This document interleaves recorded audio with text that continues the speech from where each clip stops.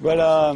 Hector Balck, vous êtes critique, historien d'art, réalisateur, vous êtes l'auteur de plusieurs essais, mais aussi d'une série de documentaires, Grand Art, sur Arte, qui se veut un panorama de toute l'histoire de l'art et qui en est à son 7e épisode. Et puis vous venez de publier un livre, Aimez voir, qui était sur la liste, la sélection du prix Essai France Télévisions d'ailleurs. Et Aimez voir est un livre assez original puisque vous y tentez de théoriser la façon dont on regarde, ou en tout cas dont il faut regarder un tableau quand on le regarde, si on peut dire. Vous opposez la sensibilité, vous prenez la sensibilité contre le savoir. Alors normalement, on se disait, quand on regarde un tableau, il faut savoir qui l'a fait, à quelle période c'était, qu'est-ce que ça représente, qu'est-ce que ça raconte. Vous vous dites pas du tout. Ce sont des quiz pour moi, ce qu'il faut savoir. L'important, c'est d'être sensible. Mais être sensible ne veut pas dire ne pas être cultivé. Sauf qu'être cultivé, ce n'est pas que avoir lu. C'est aussi avoir beaucoup regardé. C'est très facile de dire d'un tableau des tas de choses parce qu'on en sait beaucoup sur les évangiles ou sur la mythologie grecque ou sur les contes des légendes du Nord. Ce qui est plus difficile, et ce qui fait l'intérêt de la peinture, c'est qu'une descente de croix, parce qu'on peut dire 1000 choses sur une descente de croix, c'est qu'elle est de Rubens, c'est qu'elle n'est pas de Rembrandt, et qu'elle serait différente si elle était de Rembrandt. Donc c'est ça ce que j'appelle être sensible. Ça veut dire que qu'est-ce qu'on regarde? On regarde l'endroit où Rubens est différent de Rembrandt. On va regarder l'anatomie des gens, parce que c'est pas évident non plus un corps. Il y a plein de façons de peindre un corps.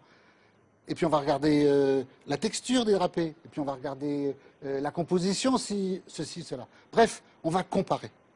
Vous avez listé tous les domaines que pour vous il faut regarder. Vous les en avez cités un certain nombre. La physiologie, la physionomie, pardon, l'anatomie, la lumière, l'espace, le temps, la narration. Alors commençons l'espace, par exemple. Vous avez apporté.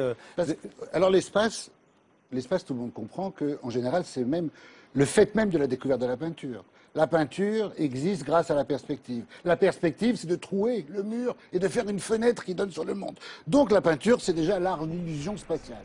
Tout le monde sera d'accord avec ça. On m'a fait démarrer un truc là déjà ou pas oui, encore non, oui. Et là, par exemple, je suis au Louvre. Et je vais essayer, j'avais pris des petites notes, d'admirer un tableau qu'on a fait décrocher exprès grâce à Madame Sahut, un conservateur. C'est un tableau qui fait 41 cm de large, tout comme la scène des objets grandeur nature qu'il donne à voir. Pour l'instant, tout le monde comprend tout. On voit les reflets dans la timbale, on voit aussi les reflets plus subtils dans le pot en grès, mais c'est pas ça qui m'intéresse.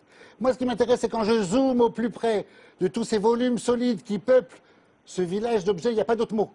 L'œil pénètre la matière des choses exactement, comment dirais-je, grâce à Chardin. Ce ne sont plus que des reliefs gazeux. L'échelle s'inverse. Le spectateur, c'est comme s'il était une mouche dans un espace considérable où l'échelle est inversée et où, finalement, à l'intérieur d'un tableau grand comme ça, on a un truc immense qui est petit comme ça, si j'ose dire.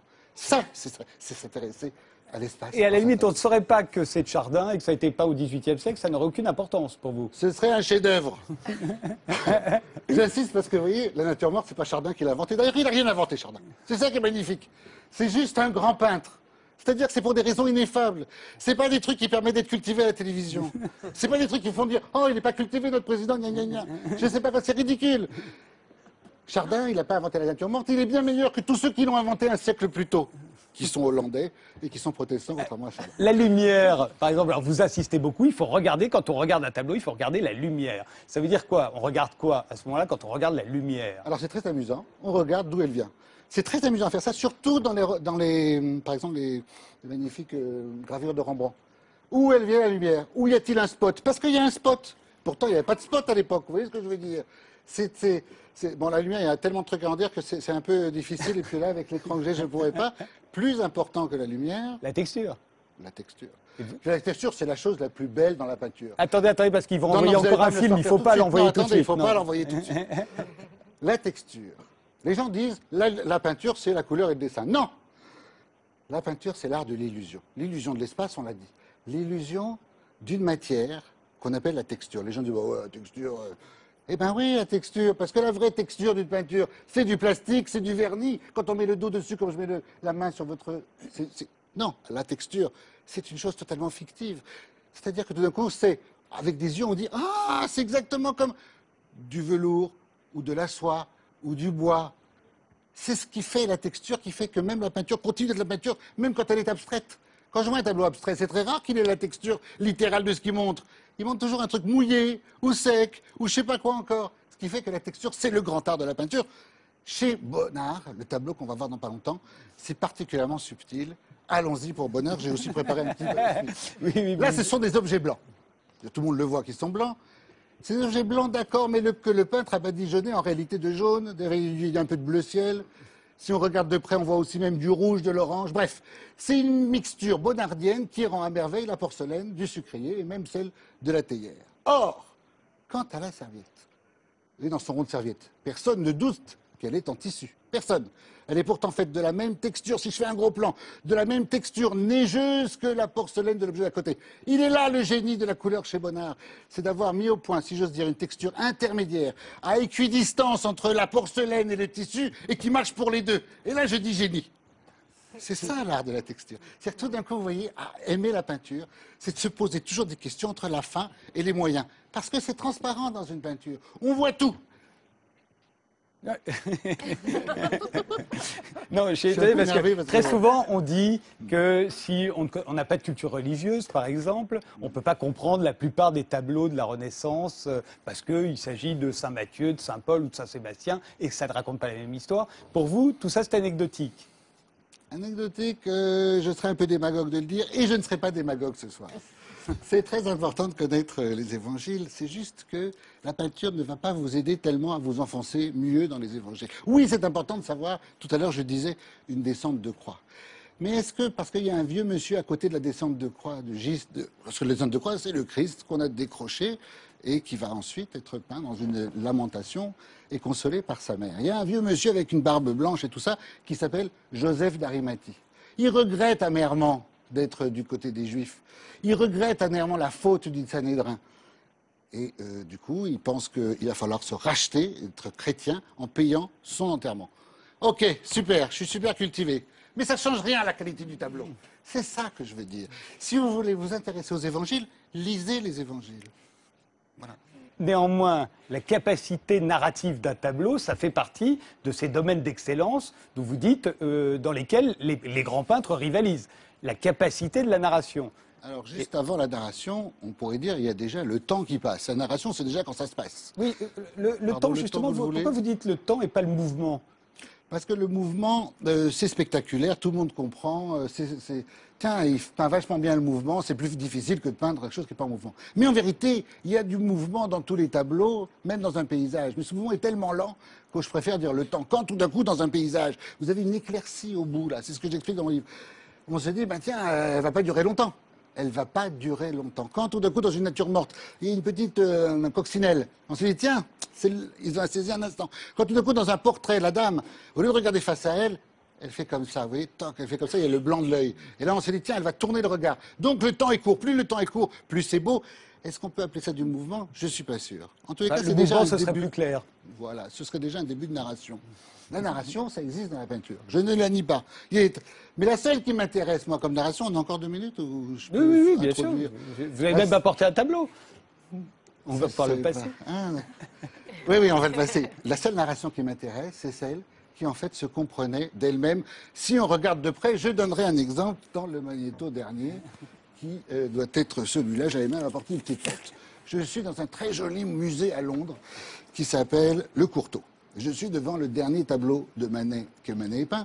Il s'agit du portrait d'une serveuse qui tient son bar dans une salle de café-concert. Bref, je n'invente rien, il y a quelque chose de très spécial dans ce tableau, mais je ne vais rien inventer, je vais le suivre comme vous. Parce que comme vous, je vois la magnifique nature morte comme vous. Je vois derrière les bouteilles de champagne, je comprends comme vous que la serveuse est adossée à un miroir dans lequel se reflète la table de marbre. Et aussi, je vois aussi la foule derrière la balustrade du Grand Théâtre en fumée. Bref, une fois que j'ai compris que derrière c'était un grand miroir, je devine, comme vous, que la serveuse est en réalité en tête-à-tête avec un monsieur là dans la glace qui s'intéresse très fort à elle, ce qui n'a pas l'air tout à fait réciproque. C'est-à-dire que comme elle est seule face à nous et que ce pauvre homme est assez transparent à ses yeux, Le grand vide devant lequel elle se trouve est un moment le plus fort du tableau. Ce n'est pas nous qu'elle regarde presque, mais presque nous, puisque nous sommes à la place du monsieur, tandis que son visage est plongé dans une mélancolie profonde. Bref, ce tableau racontait quelque chose, et il n'y avait qu'à le regarder gentiment. Cela dit, on a l'impression que pour vous, quand on regarde un tableau, aimer voir, c'est le titre de votre livre, c'est aimer juger. On ne peut pas simplement regarder un tableau sans le juger. Non. Vous, c'est votre travail, vous êtes critique d'art. L'art n'aurait d'ailleurs aucun intérêt s'il n'y avait pas de génies qui ont fait que l'art est l'art. C'est toute la différence que j'ai avec moi et les sociologues, les anthropologues, d'autres gens-logues comme ça. C'est-à-dire que moi, ce que je trouve magnifique, si vous voulez, dans l'art égyptien, dont je prétends que, je parle de la civilisation égyptienne, dont je prétends qu'on ne sait pas grand-chose, voire presque rien, et ça a été vraiment une vraie grande déception historique de découvrir l'écriture égyptienne. Parce que ma mère est linguiste, c'est pour ça, elle m'en parlait depuis que je suis tout petit. C'est juste que, qu'est-ce qu'il y a écrit sur les stèles? Il y a écrit que c'était le roi, qui était le fils du roi, qui était le fils du roi. On n'apprend pas grand-chose, certainement pas, il n'y a pas le journal écrit d'un peintre là-dedans, et encore moins d'un sculpteur. Or, ce qui est magnifique dans l'art égyptien, c'est qu'il faut vraiment de la merde dans les yeux pour pas se rendre compte que les sculptures d'Akhenaton, elles sont magnifiques. C'est-à-dire que c'est magnifique de savoir que de civilisations dont on ne sait plus rien, les œuvres d'art nous parlent encore une langue que nous pouvons comprendre. Qui est là, en l'occurrence, c'est de la sculpture. Donc ça, c'est déjà... C'était quoi la question? C'était, est-ce qu'on est forcément obligé de juger? Parce que ce que vous nous expliquez, vous essayez de nous apprendre à regarder. Alors il faut regarder ici, il faut regarder là, il faut regarder la lumière, il faut regarder la narration, et puis après il faut juger. Voilà. Et il faut d'ailleurs juger toujours. Et moi, je ne fais que essayer de provoquer le jugement. Autrement dit, tous les gens qui disent que l'art c'est génial et que Raphaël c'est un génie ont quelque chose de réactionnaire et je ne les suivrai pas. Il est toujours réactionnaire de penser que les génies sont des génies. Ce qui n'est pas réactionnaire, c'est de se redemander encore une fois à chaque fois si c'est vraiment un génie. Et d'ailleurs, c'est le cas. Mais comprenez-moi. Ce que je veux dire, c'est que moi, je fais dans mon travail, dans mon livre, je ne fais que interroger le jugement esthétique afin que les gens soient contents de se dire « Ah putain, je comprends enfin pourquoi Raphaël est Raphaël. » Parce que j'ai comparé des Raphaël excellents avec des Raphaël un peu moins bons. Et c'est par cette comparaison que tout d'un coup, moi je trouve ça magnifique de se dire que leur notoriété est méritée. Dernière question sur la peinture abstraite, vous êtes quand même embêté parce qu'à part la texture, la lumière, enfin il n'y a pas la narration, il n'y a pas l'anatomie, il n'y a pas la physiologie. C'est pas de la faute à ma théorie, c'est de la faute à la peinture abstraite. La peinture abstraite, c'est juste une dimension en moins. Il faut juste dire ça. Mais n'empêche qu'il en reste malgré tout d'autres, puisque oui, il y a peinture abstraite et peinture abstraite, parce que il y a un espace quand même. Oui, c'est vrai, il y a l'espace. Il y a un espace. Et puis, très souvent, quand on regarde un Malevich, pas un Mondrian, je dois dire, mais un Malevich, on identifie le carré, le rond, le je sais pas quoi, à des petits personnages enfantins qui se meuvent dans l'espace, etc. La peinture abstraite n'est pas tellement révolutionnaire par rapport à mes catégories. C'est plutôt l'art contemporain qu'il est. L'art contemporain, c'est... Mais là, on n'est plus dans la peinture, c'est autre chose. On n'est plus dans la peinture. Réaction, Jean Salem? Bon, j'ai goûté, j'ai bu avec plaisir. J'ai étudié l'égyptologie, j'ai commis un livre sur Vasari. Safia Azine?